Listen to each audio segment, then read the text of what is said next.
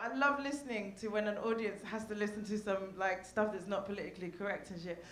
But you see, sometimes people take it too far. Like a friend of mine, she takes political correctness too far. She's had a baby, right? So the baby had like all some stuff around his mouth, and she wanted to wipe it away. So she said to me, "Can you pass the Muslim, please?" And then she went, "Oh, you're not allowed to say that anymore, are you?"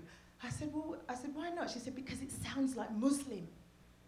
This is what she's thinking, that because it sounds like, I said, "Babe, you are still allowed to say the word Muslim. That is not going to bring a jihad crashing down on your head. Like, what do you think, should we do, like, so as not to cause offense? Like, mime it instead. Like, I was talking to ever such a nice, you know, like, this isn't better." I'll tell you the least politically correct thing I ever saw. I was on a bus. You know, we had the 7/7 bombings. There was some terrorist bombings. So the guys had their bombs in a rucksack. So after that, everyone was a little bit jumpy around brown people with bags. So it's all right, we all did it. Anyways, so I was on a bus, top deck of a bus, and there was a brown man at the back of the bus, and damn it, I'm gonna say it, he had a bag. And this is very shortly after the bombings happened. Anyway, so everyone was just watching him, just absolutely transfixed by this guy, just praying quietly to themselves.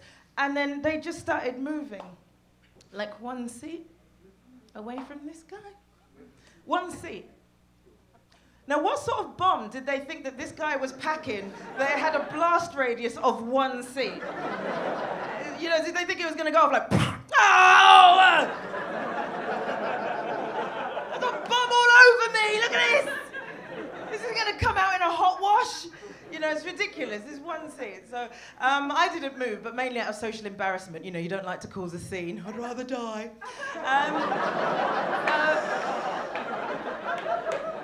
So anyways, but I was looking from the back of the bus, from the front of the bus, looking at the back, seeing this whole thing going on. And the guy, you know, like when you out of the corner of your eye, you start to become aware that there's movement. He just realized people were moving, and he looked up and he saw that people cleared this huge space around him. And this is all he did. It was beautiful. He just looked around him, just looked at everyone, looked at me. He just went, kaboom! I love that man. I love that man.